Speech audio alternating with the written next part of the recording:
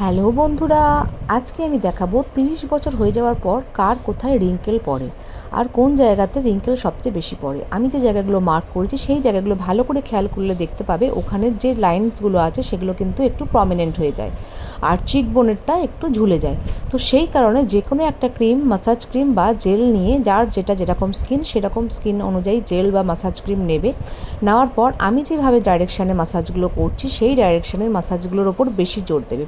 পুরো মুখে মাসাজ তো করবেই, তার সাথে এইভাবে আপওয়ার্ড স্ট্রোকে যদি মাসাজগুলো করো তোমরা কিন্তু খুব তাড়াতাড়ি লাভ পাবে। দেখো, বয়সে আমরা কখনো আটকে রাখতে পারি না, প্রত্যেকের বয়স হবেই, রিঙ্কেল পড়বেই, কিন্তু এই যত্নগুলো যদি করো, এইভাবে যদি মাসাজ করো, তাহলে কিছুদিন পর্যন্ত আমরা আমাদের রিঙ্কেলগুলোকে আটকে রাখতে পারবো। ডিলে প্রসেসে এই রিঙ্কেলগুলো কিন্তু আসবে। আর স্কিনে যত ভালো যত্ন করবে, যত ভালো মাসাজ হবে, ব্লাড সার্কুলেশন যত ভালো হবে, তত কিন্তু স্কিন গ্লো করবে। সুতরাং আর দেরি না করে প্রত্যেকদিন রাত্রেবেলা ক্লিনজিং করার পর, একটা টোনার লাগানোর পর এই টাইপের মাসাজগুলো করবে, তোমাদের স্কিন কিন্তু ঝকঝক করবে, রিঙ্কেলটা অনেক কম দেখাবে। ভালো লাগলে ভিডিওটা শেয়ার করে দিও তোমার বন্ধুবান্ধব এবং ফ্যামিলি মেম্বারদের মধ্যে। আর এইরকম টাইপের আরও ভিডিও পেতে গেলে আমাকে তোমরা কমেন্টে জানাও, আর কি জানতে চাইছো সেটাও আমাকে কমেন্ট করে জানাও। দেখতেই পাচ্ছ হালকা মাসাজ করার পর স্কিনের কতটা গ্লো বেড়ে গেল। তোমরাও করো, লাভ পাবে। Thank you.